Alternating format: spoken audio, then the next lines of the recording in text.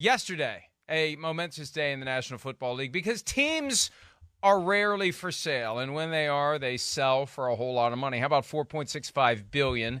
It became official yesterday when the owners, gathering in Minnesota for some reason, I guess it's equidistant, I don't know, they throw a dart at the map, I don't know. But in Bloomington, Minnesota, the owners got together and they voted unanimously. Even Mike Brown voted yes. That's how much they like Walmart. Rob Walton, Greg Penner, his son-in-law, they voted unanimously to approve the purchase of the Broncos by the richest owner now, by far, $70 billion net worth. Take that, David Tepper, and your $17 billion. Rob Walton's got $70 billion. Got 17 Here he in the is, couch cushions. talking about purchasing the Denver Broncos. The Broncos are the one sports franchise that we would have considered buying, and it's just Greg actually, as he mentioned, started conversations 10 years ago about it. Then the team actually announced it was for sale early this year, and we got in the middle of it first thing. We'd been talking about it, and we have connections. Greg and Carrie live in Colorado. I've been going to Colorado. I have a home there for a long, long time. Other family members there. So great connection for us. We're really excited about it, and it's just a terrific team, terrific fan base. Now, I don't know that I buy the idea that it's the only sports franchise they would have purchased, but he said something very telling there, that his son-in-law, Greg Penner, who is the current CEO of Walmart, Rob Walton is the former CEO of Walmart. Penner started this 10 years ago. Why 10 years ago? Because what happened was, and everybody has seen this coming. I'm surprised it took as long as it did. The late Pat Bowlen put the team in trust, and for a while we were led to believe that eventually, the three trustees were going to pick one of the 7 kids, just like this Willy Wonka competition. Like one of the 7 kids were going to prove to be properly suited and capable and ready to own the team and run the team, and it was going to be one of those 7. And then as they started to fight among themselves, it became clear, all 7 have to be on board with this or it doesn't happen. And it became obvious that they were never going to get all 7 to agree. That's when they shifted to let's just sell it mode. And hey, they made a lot more holding it for 10 years than if they'd sold it 10 years ago. That's for sure. Definitely. That thing goes for maybe 1.5 10 years ago. It's going for 4.65 now. So well done that they held it together for a decade, and a lot more money coming out of the Walmart coffers than would have been, and they get supposedly the only sports team they would have purchased. Yeah, it's unfortunate that the Bowlen family couldn't figure that out. I think they would have bought the Cowboys if the Cowboys. Of course. They're in Arkansas. They would have bought the Cowboys. Yeah, you're probably right. That's for sure. I would say that would be one team that would probably be on their list as well when you look at their family history. It's a shame that the Bowlen family couldn't figure it out. I got the chance to know some of them through my years being out there. But at the same time, I do think this is a good thing for the NFL. This type of power player, this type of money, and I mean it has a common link, and I always like that, at least when I hear a new ownership group. We live in Colorado. We've had our eye on this. It's not just some rich guy that just wants to throw money and have a toy. It does seem like just from that there's like a vested interest. They have a respect for that region of the country. I'm sure Mr. Walton there has a house in Aspen or in the mountains or somewhere else, as he was alluding to there. But it is a great fan base with incredible potential there. Mike, that's the one thing that I know when I was there my 1 year, and then I've been there a bunch of other times. Football is king. It really is. And even when they're not a really good team, they still are one of those teams where you go, well, the stadium's pretty full no matter what. Training camp practices didn't matter. End of July, early August. If the public was allowed in, it was packed to the point where I would be afraid, whoa, if I miss this out route to Brandon Marshall here, little Johnny over there might get a concussion. So it was like pressure like that. But it's cool to see. And it is one of the better franchises in all of football. And it's good to see that a family really wants to make it work and put something behind it to make it work.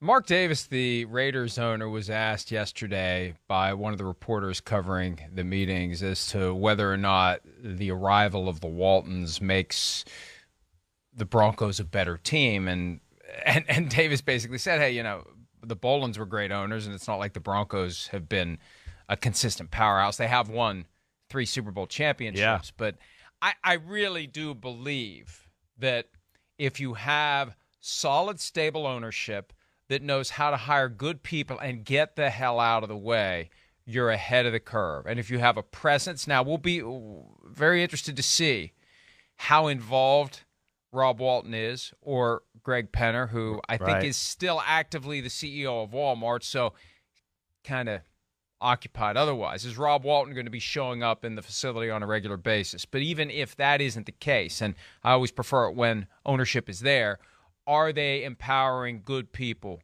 that they didn't hire? Right. That's where it gets a little awkward. Sure. They walk through the door, and they don't know these people. Rob Walton doesn't know who George Payton is. Rob Walton doesn't know who Nathaniel Hackett is. Rob Walton doesn't know who Patrick Smythe is, who's been basically an expert at providing the conduit between the team and the media. Yeah, he's great, Patrick. And so he's learning everything. He's learning how to pronounce names. He doesn't know how to pronounce Roger Goodell. I thought that was amazing. And I want to do a full psychological study on that one. I don't know if we have the clip, but it took me back to 2006, August of 2006, when they were figuring out who was going to replace Paul Tagliabue as the NFL's commissioner. We see this Roger Goodell, like nobody knew who he was. Nobody knew how to pronounce his name.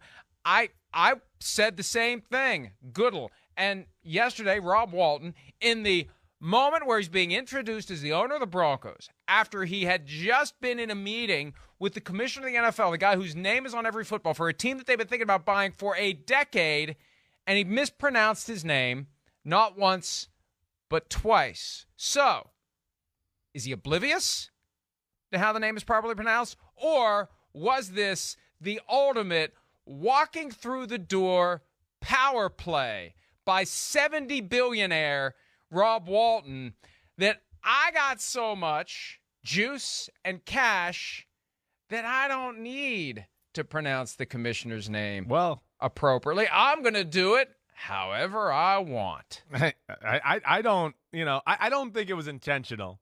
I saw the clip too. I hope it was. I mean, I hope it wasn't either. I don't think it was. I hope it was. I think you hope it was. I think it's one of those two. Though hey, he's probably a little nervous. Maybe not that kind of football fan. I mean, nervous. You give me $70 billion, I'm not nervous about a damn thing. Well, public speaking is never easy, so maybe he was a little nervous about that. It does sound like he was pushed with this from other members of the family. I'll say that too. That he's there and he's going to be the front man or whatever, but it seems like this was like, hey, come on, let's do this. And he was finally, okay, I'll do it. Let's do it. Daddy, I want the Broncos. Right. I bought you a horse. Well, no, I don't want a horse. I want the Broncos. Well, yeah. So he did Christmas. It maybe for the better of his family, and that they wanted to get involved and have the action of the NFL. And when you have $70 billion, I think to your point, though, sometimes, you're the man, and you don't care about little details about what's his name, huh? I don't know. I just wrote a check for $4.65 billion. It doesn't matter if I can't say his name, does it? But I do want to say this. You brought up the money and like the $70 billion, and I know we've talked about this, before.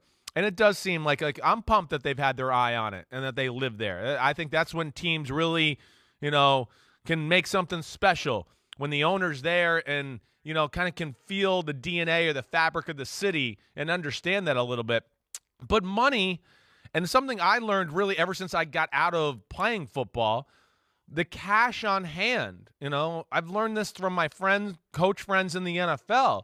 It's just a little bit more of a, what do I want to say, an issue or a non-issue for a guy like Mr. Walton here, where there is a competitive balance there. And we've talked about this before, where the ability for, now the Broncos to write out a signing bonus for $50 million. It's just they're not, and you can't dribble the check to the basket, is what you're saying. Yeah, exactly. They're just so they're going to be able to get whatever asset they want, and a lot of the times with players, oh wait, contract is equal, and years and numbers, but whoa, they're going to give me this right off the bat. It's in my pocket no matter what, and the guarantee's a little higher, even though the other team might have had a higher, per year average or whatever else. The cash in hand wins more times than not. And we've seen that. I always bring that up with, the Khalil Mack thing. Khalil Mack, one of the real reasons I think he didn't, end up with the Raiders is the Raiders couldn't write him one of those big checks right off the bat. So there is an advantage to be had when you have an owner like Kroenke or Walton to where they can make the star players perk up and go, oh, hey, I got it right here, right now. We don't got to wait 2-3 years. You can get it into your bank account. You can start collecting interest or putting it in a hedge fund or whatever else. And I think there is an advantage to that kind of a power player in the NFL. Two points. What's with this Mr. Walton shit? I don't know said either. It twice now. I don't know why. Are you trying to swap out your Lowe's commercial for a Walmart commercial? Is that the game you're playing here, Superman? Damn guy's got $70 billion. I'm ready. Let me do it. I got it. In fact, I'll leave you right now, Mr. Walton. If you want me to teach you the ways of the NFL a little bit, I will. Oh, you're looking for a job? I'll come in and work right now. Right now. Senior vice president right. in charge of I don't know what. I don't know Whatever what you either. want to pay me to do, I'll do it. That exactly. would be a good title. It'd be difficult to fit it onto a business card, but you just get bigger business cards. You make a great point, though, and we've talked about this recently as it relates to the fully guaranteed Deshaun Watson contract. Some teams can't put those mega millions in escrow. Right. The Cardinals, it was believed, weren't going to go close to the $230 million fully guaranteed because Michael Bidwell either can't or won't put $170 million in escrow. If you're going to do a $230 million fully guaranteed contract, the way that the Browns have to handle this, I was told back at the time it was done, by next March 31st, $170 million needs to be put in escrow. Some teams can do it, some teams can't. And Russell Wilson, he's the big winner yesterday, baby. Oh, no doubt. Because he's getting a fully guaranteed contract. I don't know if he gets a percentage of the cap. He gets a fully guaranteed contract. And that's going to be the thing that distinguishes the Broncos from the Raiders. So they asked Mark Davis about the Waltons. He can say whatever he wants. Deep down, if he understands his business, he's thinking, I think he does. Oh, great. Yeah. Now it's harder for me. I'm going to have to spend more dollars and chew up more cap space to get the same guy. Because the same guy, for the same total dollars that hit the cap, they get all their money now.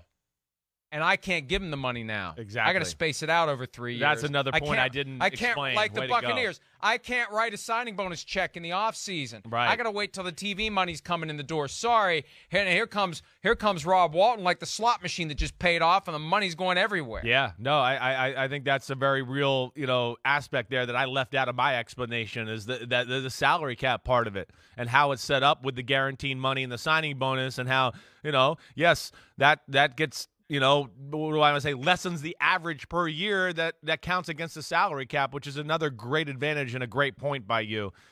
So, yeah, it's exciting to see. And I think this is just going to – what I think is great, I mean, the NFL is, of course, exploding. And I think it's finally exploding on the world stage because of, the phone and social media. And people are really all across the world starting to, go, whoa, this is a cool sport. And – yeah, I mean, it's fun. They're out there, hitting each other and killing each other, and this guy's fast as hell, and this guy can throw lasers. But I think, enough people around the world are starting to understand, wow, this game has more, schematics and thinking and, how am I going to attack this than most sports in the world? It's a tactical sport. And I think it's more than, at first when people watch it, I think they think, it's just a bunch of guys running around, hit each other, and then you start to realize, whoa, there's a lot that goes into this, and I think it opens the box for the Jeff Bezos and who knows, Elon Musks of the world or whatever now to where maybe they're going to want to get involved in the NFL. And I think ultimately that's I don't want only to grow the Elon Musk sport. owning an NFL team and putting cyborgs out there. Well, I don't want to go that far. I don't want him to do that either. First off, Tesla's a great car, but their customer service and their customer service centers suck. So he needs to figure that out first, okay? Well, you make it a Walmart commercial. Yeah, Tesla ain't going. Tesla commercial. Nope, I'm not. The hell with that. He needs to figure that out. It's horrible for what I pay for that car. By the way, the ownership group in Denver now also includes Condoleezza Rice and F1 driver Lewis Hamilton. It's kind of what Stephen Ross did back when he bought the Dolphins. A little sliver to some recognizable names. Good right? job. Hopefully that's the only thing that Rob Walton will have in common with Stephen Ross. Don't otherwise throw out the playbook, Rob. Don't take any advice. Well, not that Rob Walton had to even encounter Stephen Ross yesterday. He wasn't allowed to be there. Yeah, that's right. He'd been a bad boy. Yeah, let's feel bad for Stephen Ross, Pete. I'm sorry he wasn't there because of his own misconduct, and he's lucky that he got what he did. It should have been worse. He got away with tampering, or no, he got nailed for tampering. He got away with tanking, and he didn't get nailed for tampering the way that he should have. Hi, I'm Mike Tirico, and thanks for watching. Make sure to hit subscribe for the latest news and highlights from NBC Sports.